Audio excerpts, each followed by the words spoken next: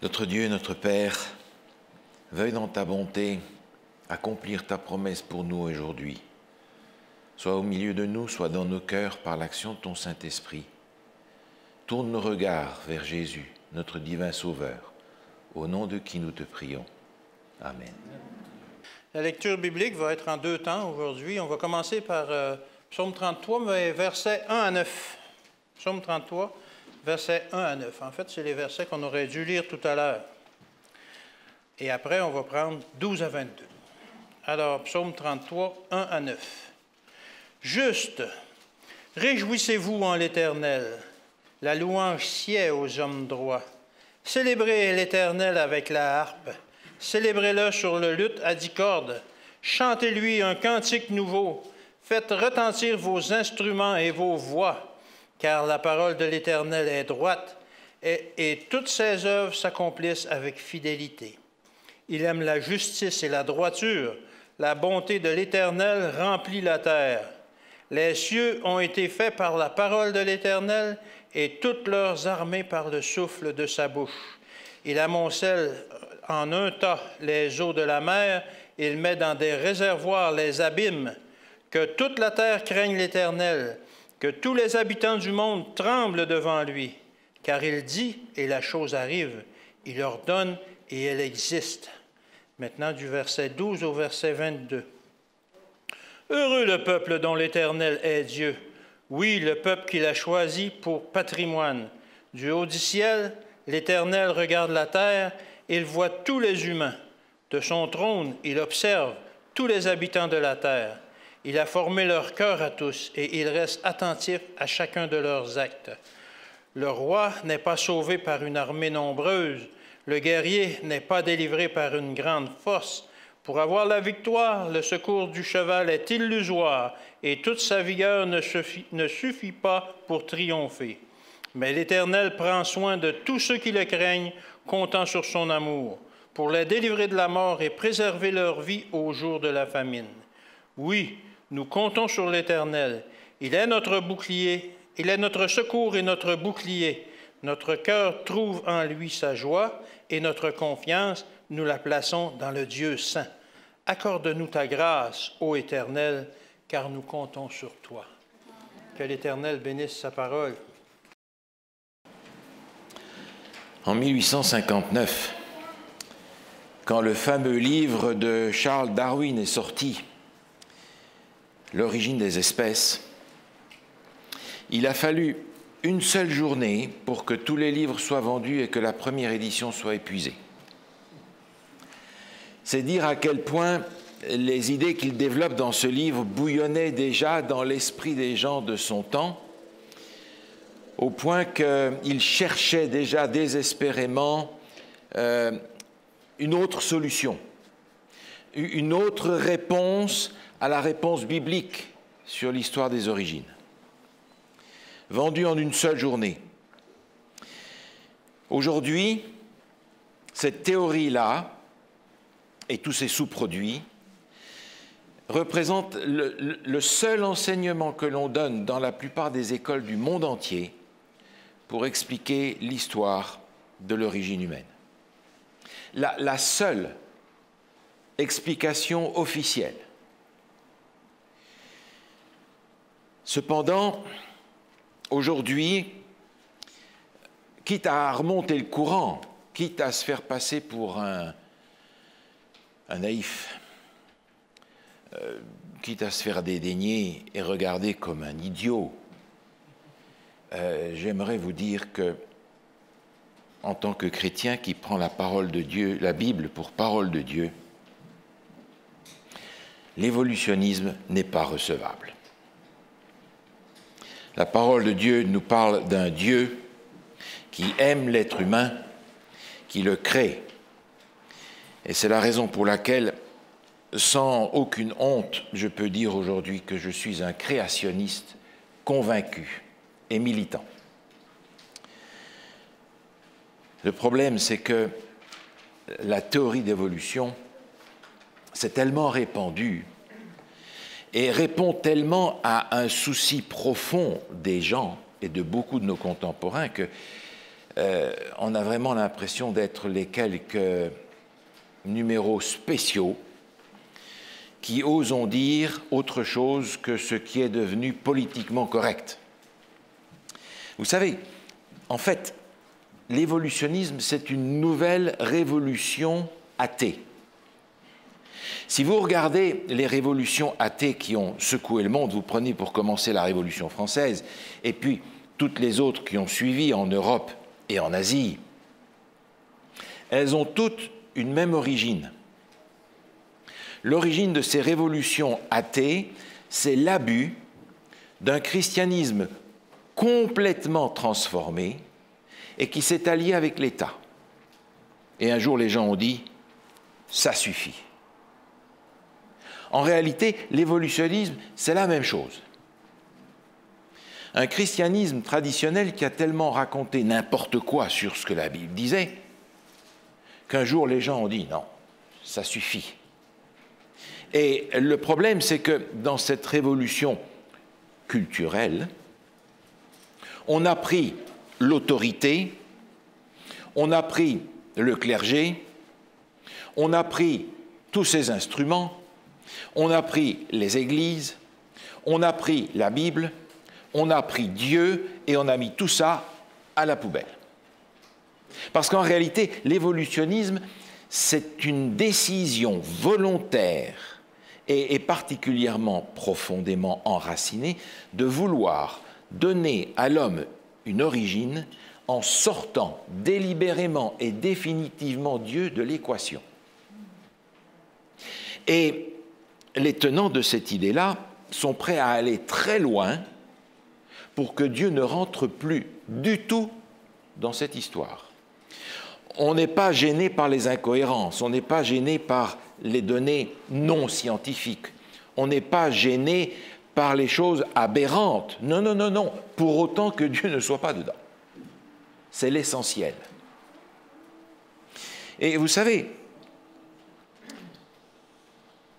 c'est difficile de croire qu'il existe sur la terre un athée. Je veux dire un vrai athée.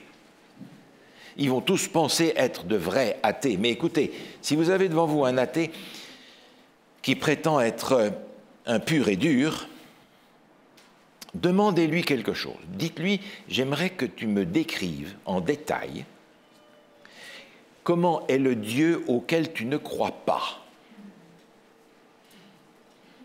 Et vous allez avoir la description d'un Dieu auquel vous-même, vous n'arriveriez jamais à croire. Donc, devenons tous des athées dans ce cas-là. Parce que si le Dieu des athées n'est pas recevable pour les chrétiens bibliques, qu'est-ce qu'on fait? Ah, ben qu'est-ce qu'on fait? On retourne à la Bible alors. Parce qu'en réalité, les athées, quand vous parlez avec eux, ils ont mis Dieu à la poubelle et tout ce qui va avec, l'Église et les croyants et les chrétiens et tout, mais ils ont bouché le vide avec autre chose. Ils ont mis autre chose à la place de Dieu, D majuscule. Ce sera un Dieu petit d, mais ce sera quand même l'objet de leur adoration, de leur vénération, l'objet de toutes leurs priorités. Ce qui devrait être la même chose pour nous, n'est-ce pas? Tous les enseignements de l'évolutionnisme contre les enseignements de la parole de Dieu. La parole de Dieu nous dit que Dieu nous a créés à son image, à sa ressemblance. Ça veut dire qu'il y a un lien de parenté avec Dieu. Dieu n'a pas dit ça des animaux. Par conséquent, il y a une barrière entre nous et les animaux. Nous ne sommes pas de la même famille. Par contre, nous sommes de la même famille que Dieu. Mais l'évolutionnisme qui arrive là-dedans nous fait remonter à une forme de vie primitive et un développement au cours d'un nombre incalculable d'années pour arriver au sommet de la gloire que nous sommes aujourd'hui. Mais écoutez, est-ce que le sommet de la gloire est atteint aujourd'hui par l'humanité? Sans aller très loin, le XXe siècle n'est-il pas un siècle qui a connu 2 guerres mondiales, à un moment où dans les premières années de ce siècle-là, on croyait à l'âge d'or? Dieu n'est-il pas dû intervenir dans l'histoire de l'humanité pour dire ça suffit?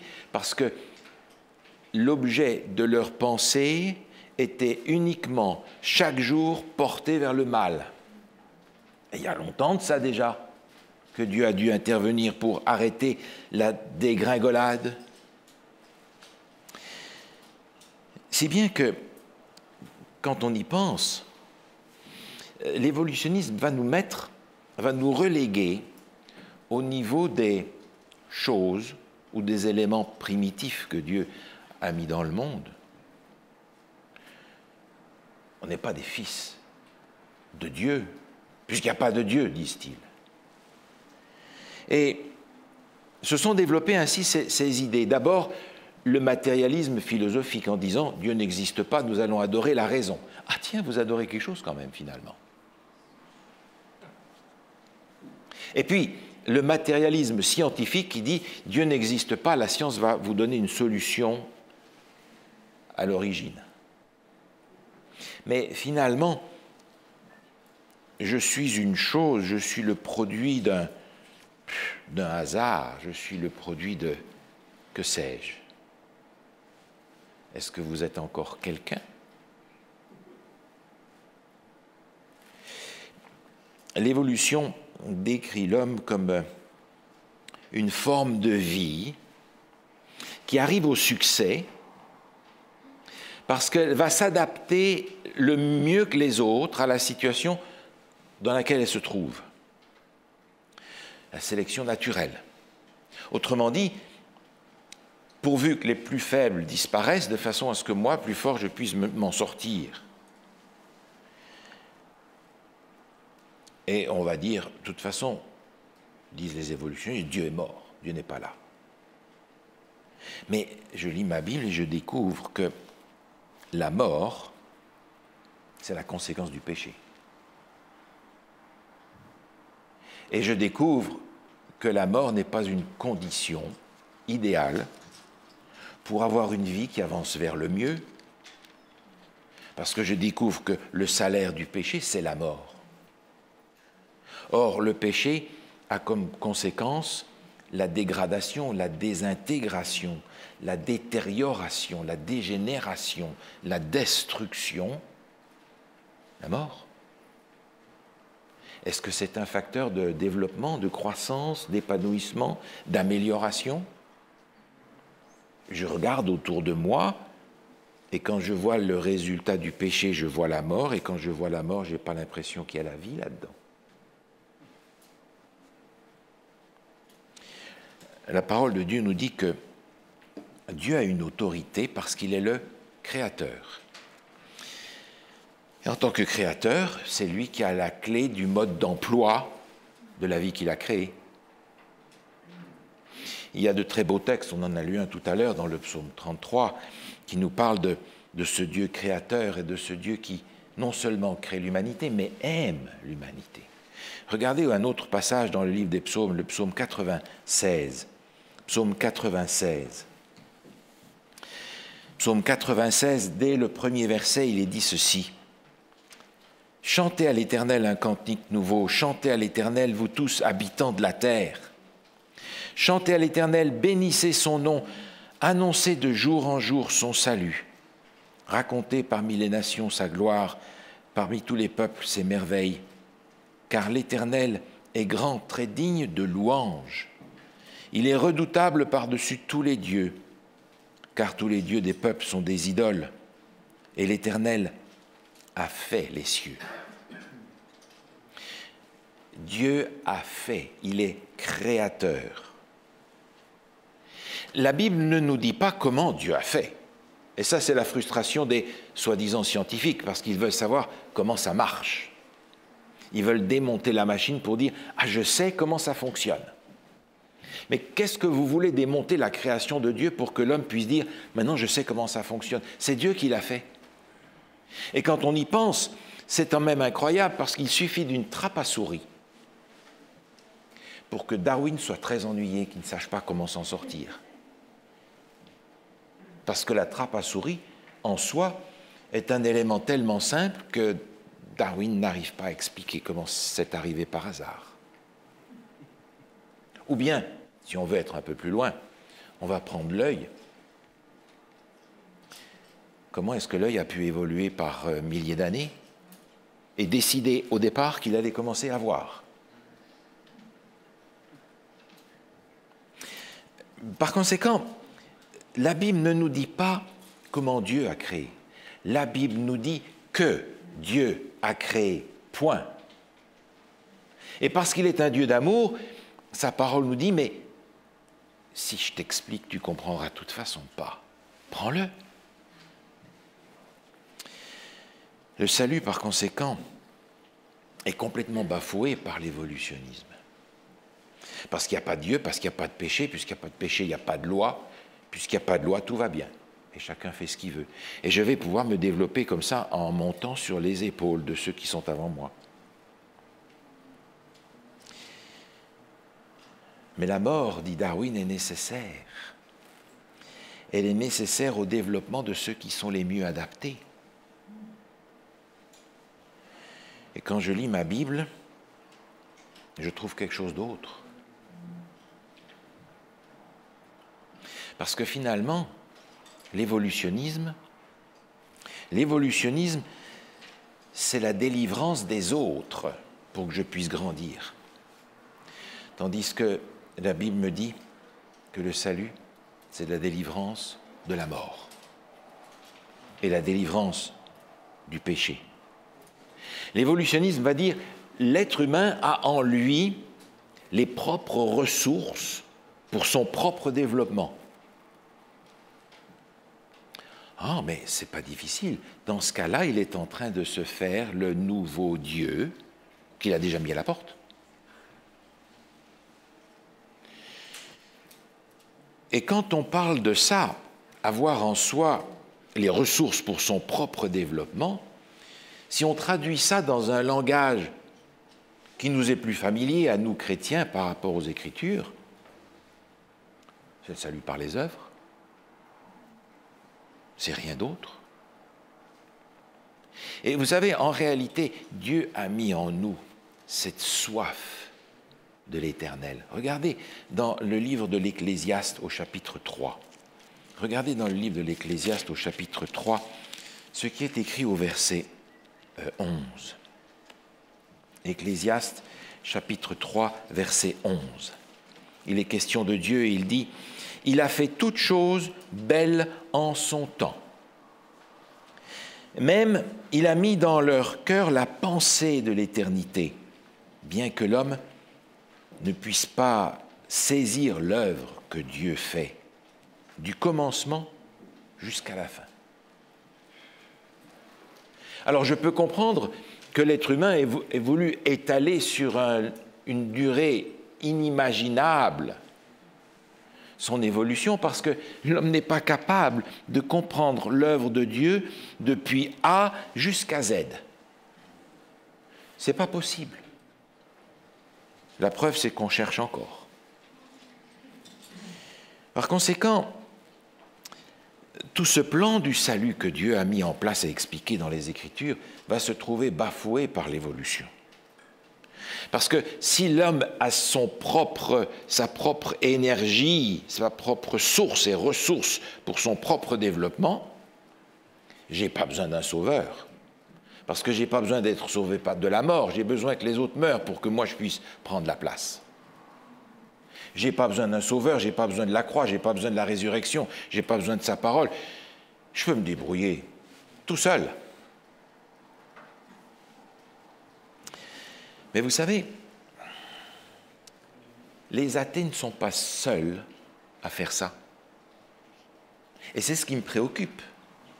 Parce que je découvre tout d'un coup que parmi ceux qui sont des chrétiens engagés, des chrétiens convaincus, peut y avoir des gens qui, en fait, par leur comportement, par leur vision des choses, sont des évolutionnistes pratiquants. Regardez ce texte dans la deuxième épître de Paul aux Thessaloniciens. Deuxième épître de Paul aux Thessaloniciens. Vous comprenez, Dieu avait prévu le coup. Alors on va lire ce qu'il nous dit à ce sujet-là. Deuxième épître de Paul aux Thessaloniciens, au chapitre 2.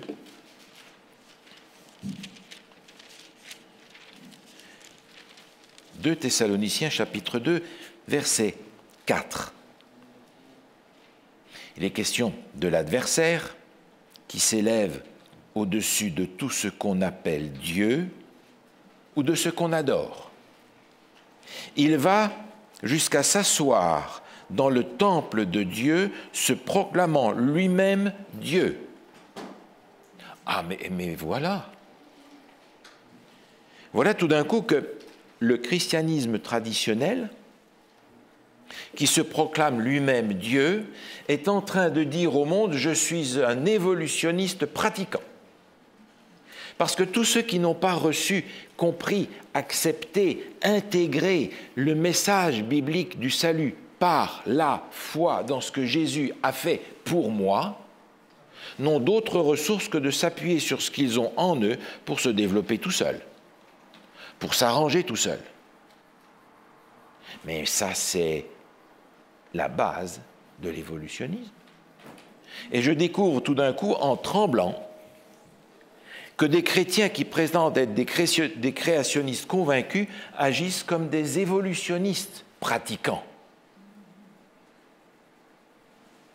Alors qu'en ouvrant ma Bible, je découvre que l'ennemi qui est vaincu, c'est la mort.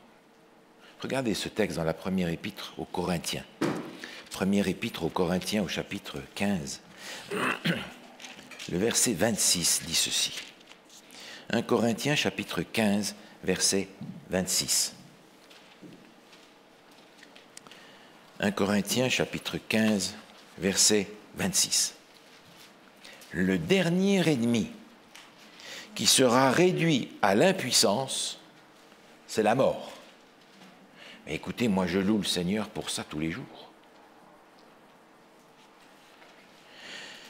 Seulement vous comprenez, si il n'y a pas de Dieu, si Dieu n'est pas créateur, à quoi ça sert le sabbat? Parce que le sabbat, finalement, c'est l'adoration du Dieu créateur, la reconnaissance que nous avons été faits par lui et que tout vient de lui. Alors peut-être que on est tenté de modifier un petit peu le sabbat pour essayer de l'accommoder avec l'autre théorie. Mais la parole de Dieu ne nous dit pas comment Dieu a fait. La parole de Dieu nous dit que Dieu a fait. Et quand je lis la première page, sans aller beaucoup plus loin, je découvre que Dieu a créé le monde récemment, environ 6000 ans, en 6 jours de 24 heures, les mêmes jours que nous avons aujourd'hui.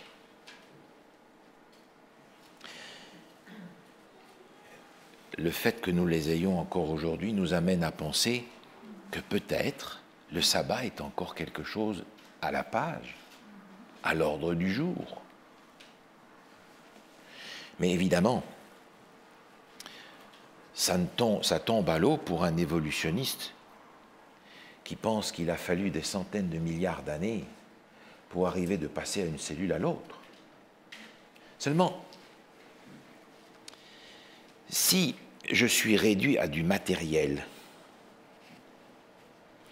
si je suis réduit à une formule de vie élémentaire qui grandit,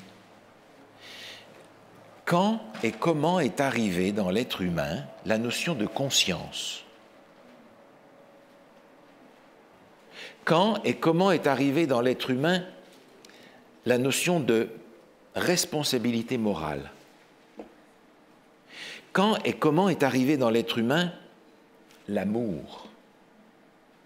on parle d'autre chose, là. On n'est plus au matérialisme, qu'il soit philosophique ou qu'il soit scientifique. On est dans un autre domaine, vous remarquez? Comment ça se fait? Comment ça se fait qu'une mère a un amour si profond pour son enfant, quel que soit son âge? Ah, mais vont répondre les évolutionnistes, c'est parce que cet amour-là permet à la mère de faire grandir l'enfant et de lui permettre de donner la force à la génération suivante, qui et ainsi de suite. Ah ah! Mais quand Jésus vient, ce n'est pas un amour comme ça qu'il montre, c'est beaucoup plus que ça. Quand Jésus vient, c'est plus que l'amour d'une mère, c'est un amour qui va se sacrifier pour que je ne meure pas. Alors que l'évolutionniste voudrait que tu meurs pour que je puisse grandir. On a quelque chose de tout à fait différent. Vous voyez qu'il y a là, si vous me permettez, encore un chaînon manquant. Comment passer de la chose à la conscience? Comment passer de la chose à la moralité? Comment passer de la chose à l'amour? Vous connaissez la formule mathématique, scientifique, pour créer l'amour?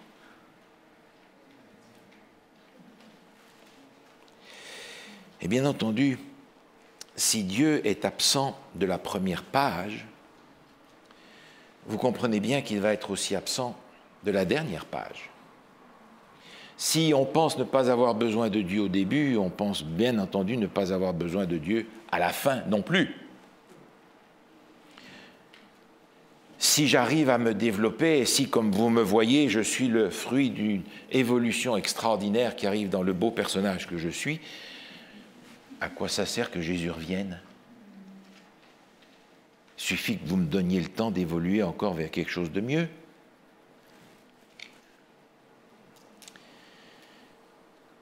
Mais ici, j'ai un problème. Parce qu'aujourd'hui, on n'est plus à l'époque de Darwin, j'en conviens, mais aujourd'hui, qui sont ceux dans le monde qui croient le plus à la fin du monde? Ce sont les non-croyants.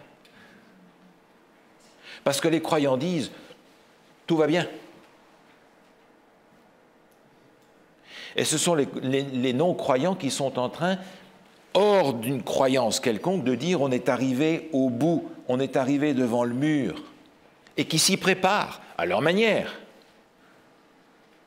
Mais les chrétiens disent « oh, moi je suis prêt, j'ai Jésus dans ma poche, tout va bien ».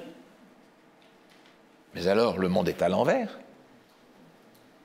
Si vous croyez à l'évolution, mais alors, il vous faudra encore plusieurs millions d'années pour pouvoir vous en sortir. Non, la fin du monde est là, elle est à la porte. Et ce sont les non-croyants qui sont en train de nous dire, nous on se prépare, vous je ne sais pas ce que vous faites, mais nous on se prépare. Vous savez, Dieu ne va pas changer son plan pour nous, ni pour les autres.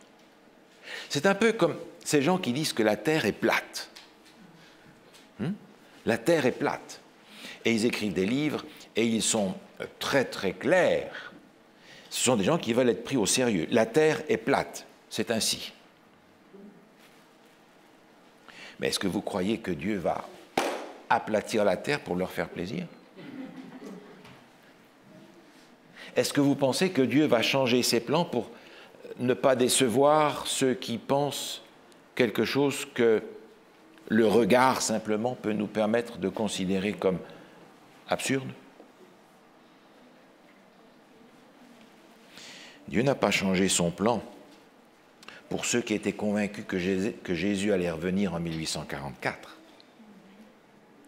Et s'ils attendaient un sauveur créateur, c'était bien lui. Dieu va-t-il changer son plan pour s'accommoder à ceux qui voudraient qu'il ne soit pas là? Autrement dit, que vous croyez en Dieu ou que vous n'y croyez pas, que vous croyez dans la création ou dans l'évolution, Dieu ne va pas changer son plan pour vous satisfaire. Rendez-vous au point d'orgue, mes amis. Regardez avec moi ce texte dans la deuxième épître de Pierre. Deuxième épître de Pierre au chapitre 3. Au verset 5, il est dit ceci. Il est parlé des moqueurs qui viennent dans les derniers temps. Nous sommes dans les derniers temps. Il est dit au verset 5, deuxième épître de Pierre, chapitre 3, verset 5. Ils veulent ignorer en effet que les cieux existèrent autrefois par la parole de Dieu, ainsi aussi qu'une terre tirée de l'eau est formée au moyen de l'eau, et que par ces choses le monde d'alors périt, submergé par l'eau. Mais par la même parole, les cieux et la terre d'à présent sont gardés et réservés pour le feu, pour le jour du jugement et de la ruine des hommes impies. Que vous croyez en Dieu ou que vous n'y croyez pas, on a un rendez-vous avec lui au bout du compte. Dieu ne va pas changer son plan pour satisfaire ceux qui ne croient pas en lui. Vous imaginez bien. Ce qui fait qu'on arrive aujourd'hui à une situation un petit peu particulière. Je ne peux pas être évolutionniste si je suis créationniste. Et pourtant, certains sont créationnistes et évolutionnistes pratiquants. Mais ça, c'est un oxymore. C'est comme si je vous parle d'une dictature démocratique, d'une dictature démocratique. Comment est-ce que vous faites ça? Ou bien c'est comme si je vous parle d'un vacarme silencieux.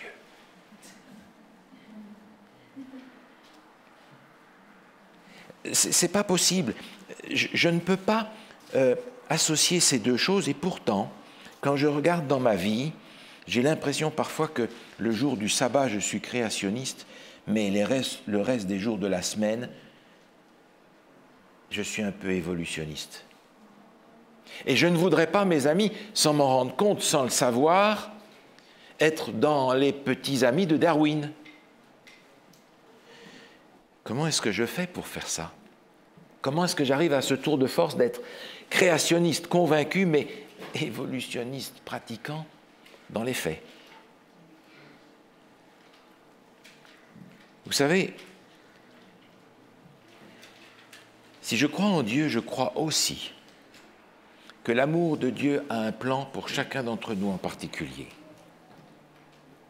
Et que notre vie n'est pas laissée au gré des circonstances, ou au gré de notre éducation, ou de son manque, au gré de ce que j'ai comme argent ou pas, au gré de ma couleur, au gré de l'endroit où je suis né, au gré des erreurs ou des bonnes choses que mes parents ont faites. Non, non, non. Dieu a un plan pour chacun d'entre nous, chacune de ses créatures. Aucun d'entre nous n'est le fruit du hasard. Dieu connaît tous ses enfants. Mes filles se moquent de moi parce que parfois je mets le nom de l'une sur l'autre. Et quand je fais un effort, je mélange les deux mots. Dieu ne fait pas ça. Dieu ne fait pas ça. Il a des milliards d'enfants. Il connaît tous leurs noms. Et il prépare pour chacun de ses enfants un nom nouveau. Mais si j'ai ce Dieu-là comme mon Père, je vais faire confiance dans le plan qu'il a pour moi. Vous connaissez ce texte dans le livre de Jérémie, regardez-le avec moi. Jérémie, chapitre 29. Jérémie, chapitre 29. Et c'est Dieu qui parle, vous connaissez ce texte au verset 11. « Car je connais les projets que j'ai formés pour vous, dit l'Éternel, projets de paix, non de malheur, afin de vous donner un avenir et une espérance. Autrement dit, je suis appelé à compter sur Dieu, pas à compter sur moi. Dieu a un plan. Le plan de Dieu était de repeupler le ciel, de remplacer tous ces anges qui avaient choisi de se débrouiller sans lui et de faire de chacun d'entre nous un être qui vit pour l'éternité. Seulement, si je considère que je suis livré à moi-même pour me développer moi-même, pour m'arranger ma carrière, arranger mes affaires, arranger mes études, planifier mon avenir, si je pense que ça repose sur moi, je suis un évolutionniste pratiquant. Si je pense que je dois m'appuyer sur ce que j'ai pour me construire un nom, une réputation, si je pense utiliser tout ça pour évoluer dans ma société vers le succès, je suis un évolutionniste pratiquant. Se faire un nom. Vous vous souvenez, c'est ce que les gens à la tour de Babel voulaient faire. Faisons-nous un nom. Et il y en a encore beaucoup aujourd'hui. Autrement dit, Babylone et évolutionnisme, c'est la même famille. Quand je recherche à être plus fort que les autres, je suis un évolutionniste pratiquant. Quand je considère que la disparition des autres, que la mort des autres, que leur mise de côté, ça va être le moyen pour moi de grandir, je suis un évolutionniste pratiquant.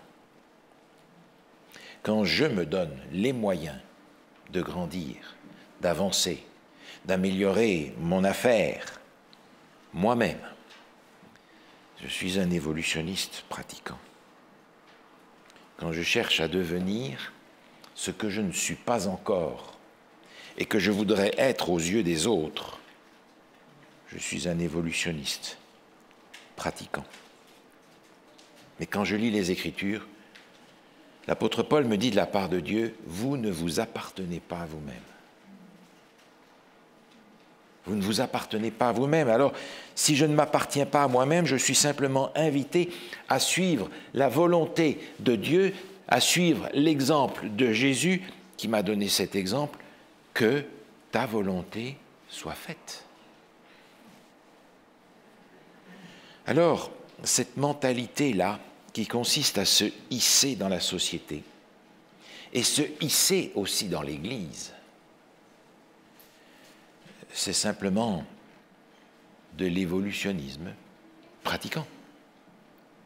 Et vous avez remarqué, ce n'est pas un secret, je suis sûr que vous l'avez déjà vu, ceux qui, dans la société, n'ont pas réussi à se hisser au point d'être quelqu'un, généralement essayent de se rattraper en se hissant dans l'Église pour essayer d'être reconnus. Évolutionnisme pratiquant. Alors je n'ai pas besoin de m'appuyer sur moi, je n'ai pas besoin de m'appuyer sur les autres. Vous savez, quand je cherche à avoir mes appuis à droite, à gauche, quand je cherche à impressionner les autres, à avoir contact avec l'autorité, avec celui-ci, avec celui-là, à faire des grands sourires à celui qui peut-être un jour, je l'espère, me renverra l'ascenseur pour m'aider à monter. Quand je me considère un self-made man, quelqu'un qui a réussi, qui a accompli, qui a fait quelque chose, je suis en train de crier haut et fort que je suis un évolutionniste pratiquant. Quand je raconte tout ce que j'ai accompli, tout ce que j'ai réussi à faire, mes diplômes, comment mon entreprise a grandi, comment j'ai réussi ceci, comment j'ai réussi cela, comment j'ai réussi à finalement faire beaucoup de choses. Je suis un évolutionniste pratiquant. Et parfois, en étalant tellement ce qu'on a fait, on est mal à l'aise. Alors on dit, vous savez, j'ai fait ça humblement pour la gloire de Dieu. Mais quand on sent le besoin de rajouter ça à la fin de notre description, de tout notre pédigré, ça veut dire qu'on a compris qu'il y a quelque chose qui ne marche pas. Parce qu'on est en train de crier depuis tout à l'heure, je suis un évolutionniste pratiquant.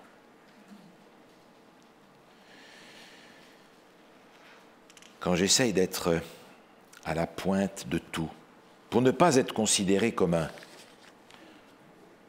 un arriéré. Moi, je suis les choses. J'évolue. Ah, tu évolues. J'évolue et je suis à la pointe de tout. Je me mets à la hauteur de tout. Je suis à la page. J'ai réussi à accomplir mes plans. Et le monde et la technique, et tout ça, ça m'a servi à arriver là où je suis. Gloire à Dieu. Ah, gloire à Dieu. Évolutionniste pratiquant. Quand le plan de Dieu, pour moi, ne me suffit pas, je suis en risque de devenir un évolutionniste pratiquant. Alors combien de temps va-t-il se passer pendant lequel je vais crier haut et fort que je suis un créationniste convaincu et que les gens vont voir en moi un évolutionniste pratiquant dans le courant de ma semaine? Combien de temps ça va durer? Jusqu'à ce que j'intègre le message de Jean-Baptiste dans l'évangile de Jean, au chapitre 3. Jean-Baptiste disait « Il faut qu'il croisse et que je diminue ». C'est l'anti-évolutionnisme. Il faut qu'il croisse et que je diminue. Je trouve ce commentaire intéressant par rapport à ce dont nous parlons aujourd'hui. Écoutez ceci. Les hommes réellement grands sont invariablement modestes. L'humilité leur sied comme un vêtement. Ceux qui ont accumulé dans leur esprit la connaissance vraie et utile, qui ont accompli des choses importantes et atteint la vraie distinction, sont tout prêts à admettre la faiblesse et leur incapacité. Ils ne sont ni propres suffisants, ni prétentieux. Mais en voyant les sommets qu'ils pourraient atteindre, ils se considèrent comme ayant à peine commencé à apprendre. Par contre, ce sont les superficiels, ceux qui ont à peine appris quelque chose, qui se considèrent comme des sages et qui montrent cet air répugnant de grands personnages. Vrai ou faux? Alors, y a-t-il un moyen de tuer chez moi, créationniste convaincu, le reste d'évolutionniste qui se trouve caché dans ma vie pratique souvent? J'aimerais vous lire ce texte que vous connaissez bien, qui se trouve dans l'épître de Paul aux Philippiens, au chapitre 2, et qui est l'exemple de Jésus. Parce que Jésus, c'est lui qui a tué l'évolutionnisme. Il est, figurez-vous, le Créateur et le Sauveur. Dans Philippiens chapitre 2, au verset 6 à 8, il est écrit ceci. Permettez que je vous le lise dans la version en français fondamentale. Le texte dit ceci. Lui, il est égal à Dieu, parce qu'il est Dieu depuis toujours. Pourtant, cette égalité, il n'a pas cherché à la garder à tout prix pour lui. Mais tout ce qu'il avait, il l'a laissé. Il s'est fait serviteur. Il est devenu comme un homme, et tous voyaient que c'était bien un homme. Il s'est fait plus petit encore. Il a obéi jusqu'à la mort sur la croix. Comment est-ce que je peux tuer en moi l'évolutionniste qui demeure? En regardant ce que le Créateur a fait pour moi. Il l'a fait gratuitement. Et il l'a fait même pour des gens qui n'en veulent pas. Des gens qui n'en voudront pas. Des gens à qui ça ne servira à rien. C'est dramatique quand on y pense. Alors c'est à lui que je regarde. À celui qui est allé sur la croix, non seulement pour être un serviteur, mais pour mourir à ma place, pour s'assurer que je puisse avoir la vie. Je trouve encore ce commentaire. Il se trouve dans le livre Paraboles à la page 155. C'est parce qu'ils ne connaissent pas Jésus que les hommes deviennent orgueilleux et propres justes. En contemplant Jésus dans sa pureté et son excellence, on découvre notre faiblesse et l'ampleur de nos défauts. nous nous voyons irrémédiablement perdus, comme tous les autres pécheurs, malgré nos prétentions d'être justes. On découvre alors que si l'on est sauvé, ce ne sera vraiment pas grâce à nous, mais par la grâce infinie de Dieu. Amen. Oui, gloire à toi, Seigneur, car c'est toi qui as tout créé. Oui, Seigneur, on te demande pardon de ce que parfois nous attribuons quelque mérite que ce soit, car nous savons que tout vient de toi. Tout a été créé par toi et même nous t'appartenons entièrement. Fais, Seigneur, que l'on puisse se mettre à ta disposition, justement, comme tes enfants, que l'on puisse accepter, justement, que tu es notre Créateur et que tu es celui qui nous guide et que nous puissions nous mettre à ta disposition entièrement pour accomplir ta mission, la mission que tu nous as confiée. Seigneur, efface-nous de devant toi et utilise-nous. Seigneur, je te prie de bénir ces gens au cours de cette semaine. Fais qu'ils puissent approfondir encore et encore leur relation avec toi. Et on te demande toutes ces choses au nom de ton Fils Jésus. Amen.